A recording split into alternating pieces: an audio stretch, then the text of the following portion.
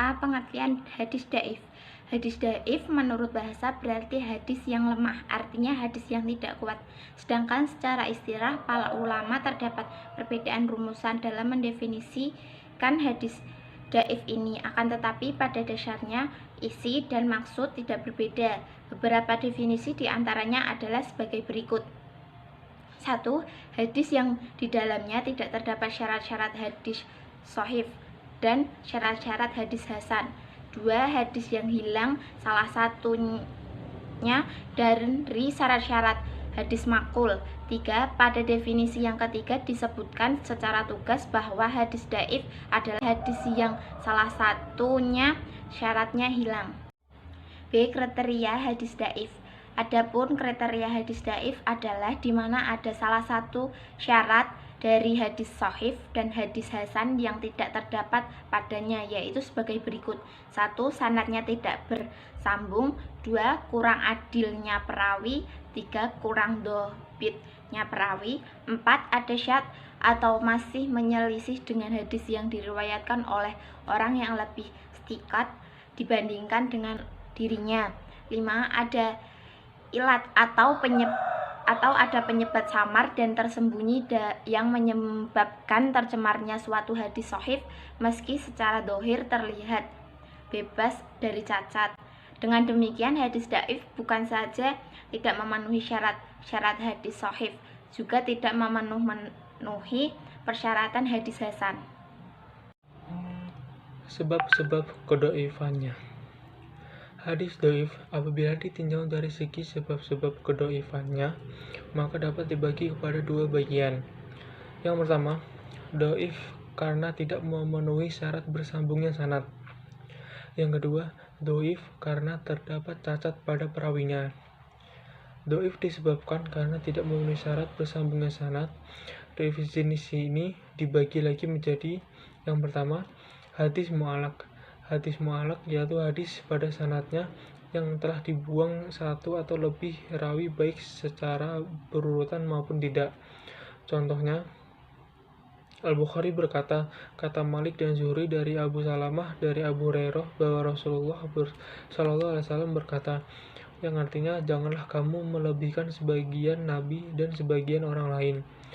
Dikaitkan mu'allaq karena Imam Bukhari langsung menyebut Imam Malik padahal dengan Imam Malik tidak pernah bertemu. Yang kedua, hadis mursal. Hadis mursal menurut istilah adalah hadis yang gugur perawi dari sanadnya setelah tabi'in. Seperti bila seorang tabi'in mengatakan Rasulullah SAW bersabda begini atau berbuat seperti ini. Yang artinya Rasulullah bersabda antara kita dengan kaum munafik, yaitu menghadiri jamaah Isya dan subuh, mereka tidak sanggup menghadirinya. Hadis riwayat Malik. Kebanyakan ulama memandang hadis mursal sebagai hadis dhaif dan tidak diterima sebagai hujah. Tetapi sebagian kecil ulama termasuk Abu Hanifah, Malik bin Anas, dan Ahmad bin Hanbalin dapat menerima hadis mursal menjadi hujah bila rawinya adil. Yang keempat, hadis munqati. Menurut bahasa, hadis munqati berarti hadis yang terputus. Para ulama memberi batasan hadis munqati adalah hadis yang gugur satu atau dua rawi tidak beriringan menjelang akhir sanadnya. Bila rawi di akhir sanadnya adalah sahabat Nabi, maka rawi menjelang akhir sanadnya adalah tabi'in.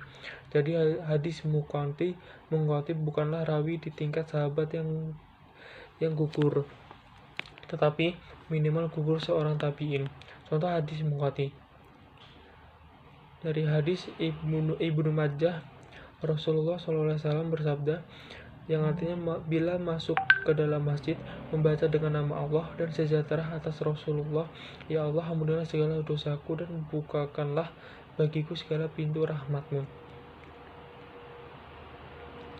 Contoh lainnya, dalam riwayat yang sebenarnya adalah Abdul Razak meriwayatkan dari Nu'man bin Abi Saibah al-Jundi, bukan dari Sa'uri. Sedangkan Sa'uri tidak meriwayatkan hadis dari Abi Ishaq, akan tetapi ia meriwayatkan hadis dari Zaid. Dari riwayat yang sesungguhnya kita dapat mengetahui bahwa hadis di atas adalah termasuk hadis munqati. Yang kelima, hadis mu'dal. Hadis mu'dal menurut istilah adalah hadis yang gugur pada sanadnya dua atau lebih secara berurutan. Contohnya dari hadis riwayat Malik yang artinya budak itu harus diberi makanan dan pakaian secara baik. Imam Malik dalam kitabnya itu tidak menyebut dua orang rawi yang beriringan antara dia dan Abu Hurairah, jadi dikatakan sebagai hadis mu'dal. Yang ke-6, hadis mudalas, yaitu hadis yang diriwayatkan dengan menghilangkan rawi di atasnya. Tadlis sendiri dibagi menjadi beberapa macam. Tadlis isnad adalah hadis yang disampaikan oleh seorang perawi dari orang yang semasa dengannya dan ia bertemu sendiri dengan orang itu, namun ia tidak mendengar hadis tersebut langsung darinya. Apabila perawi memberikan penjelasan bahwa ia mendengar langsung hadis tersebut padahal kenyataannya tidak, maka tidak termasuk mudalas, menunjukkan suatu kebohongan. Tadlis qati, apabila perawi menggugurkan beberapa perawi di atasnya dengan meringkas menggunakan nama gurunya, atau misalnya perawi mengatakan telah berkata kepadaku, kemudian diam beberapa saat dan melanjutkan Al-Masih. Hal seperti itu mengesankan seolah-olah yang mendengar dari Al-Masih secara langsung padahal sebenarnya tidak. Lalu tadlis a'tof, yaitu bila perawi menjelaskan bahwa ia memperoleh hadis dari gurunya dan menyambungnya dengan guru lain padahal ia tidak mendengar hadis tersebut dari guru kedua yang disebutnya. Lalu tadlis taswiyah, apabila perawi menggugurkan perawi di atasnya yang bukan gurunya karena dianggap lemah sehingga hadis tersebut hanya diriwayatkan oleh orang-orang yang terpercaya saja agar dapat diterima sebagai hadis sahih. Tadlis taswiyah merupakan jenis tadlis yang paling buruk karena mengandung penipuan yang keterlaluan. Tadlis suyuyuh, yaitu tadlis yang memberikan sifat kepada perawi dengan sifat-sifat yang lebih dari kenyataan, atau memberinya nama dengan kunyah atau julukan yang berbeda dengan yang telah masyhur dengan maksud menyamarkan masalahnya. Contoh, seseorang mengatakan, orang yang sangat alim dan teguh pendirian bercerita kepadaku, atau penghafal yang sangat kuat hafalannya berkata kepadaku. Lalu termasuk dalam golongan tadlis suyuh adalah tadlis bilat atau penyamaran nama tempat. Contoh, ada sana fulan fi Andalus, padahal yang dimaksud adalah suatu tempat di perkuburan. Ada beberapa hal yang mendasari seorang perawi melakukan hadis tadlis suyuh. Ada kalanya dikarenakan gurunya lemah hingga perlu diberikan sifat yang belum dikenal, karena perawi ingin menunjukkan bahwa ia mempunyai banyak guru, atau karena gurunya lebih muda usianya hingga ia merasa malu meriwayatkan hadis darinya, dan lain sebagainya. Dhaif karena terdapat cacat pada perawinya. Sebab-sebab telah pada perawi yang berkaitan dengan keadalahannya perawi ada 5, dan yang berkaitan dengan kodobibaitannya juga ada 5. Yang kedua, dhaif karena cacat pada perawinya. Yang pertama, hadis maudhu. Hadis maudhu adalah hadis kontroversial yang dibuat seseorang dengan tidak mempunyai dasar sama sekali. Menurut Subi Sholih adalah kabar yang dibuat oleh pembohong kemudian dinisbatkan kepada Nabi karena disebabkan oleh faktor kemandikan. Contohnya hadis yang dibuat oleh Abdurrahman bin Zaid bin Aslam yang berkata bahwa hadis tersebut datang dari ayahnya, dari kakaknya, dan selanjutnya dari Rasulullah SAW, yang berbunyi, sesungguhnya Bahtera Nuh bertawaf mengelilingi Ka'bah 7 kali dan sholat di makam Ibrahim 2 rakaat. Maka hadis di atas tidak masuk akal atau bohong. Yang kedua, hadis matruk. Para ulama memberikan batasan hadis matruk atau hadis matruk adalah hadis yang diriwayatkan oleh orang yang tertuduh pernah berdusta, baik berkenaan dengan hadis atau mengenai urusan lain, atau tertuduh yang pernah atau lalai atau banyak fahamnya. Contohnya Rasulullah bersabda, sekiranya tidak ada wanita, tentu Allah disembah atau ditaati dengan sungguh-sungguh. Hadis tersebut diriwayatkan oleh Yakub bin Sufyan bin Hashim dengan sanad terdiri serentatan rawi Muhammad bin Imran, Isa bin Ziyad, Abdurrahim bin Zaid dan ayahnya, Sa'id bin Musayyab dan Umar bin Khattab. Di antara nama-nama dalam sanad itu, Abdurrahim dan ayahnya tertuduh pernah berdusta. Oleh karena itu, hadis di atas dikenal dengan sebutan hadis matruk atau hadis matruk. Lalu hadis mungkar. Hadis mungkar adalah hadis yang diriwayatkan oleh perawi yang dhaif, yang menyalahi orang kepercayaan. Perawi itu tidak memenuhi syarat, biasa dikatakan seorang dabit atau dengan pengertian hadis yang perawinya lemah dan bertentangan dengan riwayat rawi thiqah. Mungkar sendiri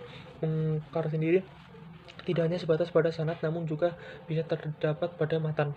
Hadis maklub. Yang dimaksud dengan hadis maklub ialah yang memutarbalikkan atau mendahulukan kata, kalimat, atau nama yang seharusnya ditulis di belakang dan mengakhirkan kata, kalimat, atau nama yang seharusnya didahulukan. Lalu hadis syad yaitu hadis yang bertentangan dengan hadis lain yang riwayatnya lebih kuat. Lalu hadis mudrot. Secara terminologis, hadis mudrot ialah yang di dalamnya terdapat sisifan atau tambahan baik pada matan atau pada sanad.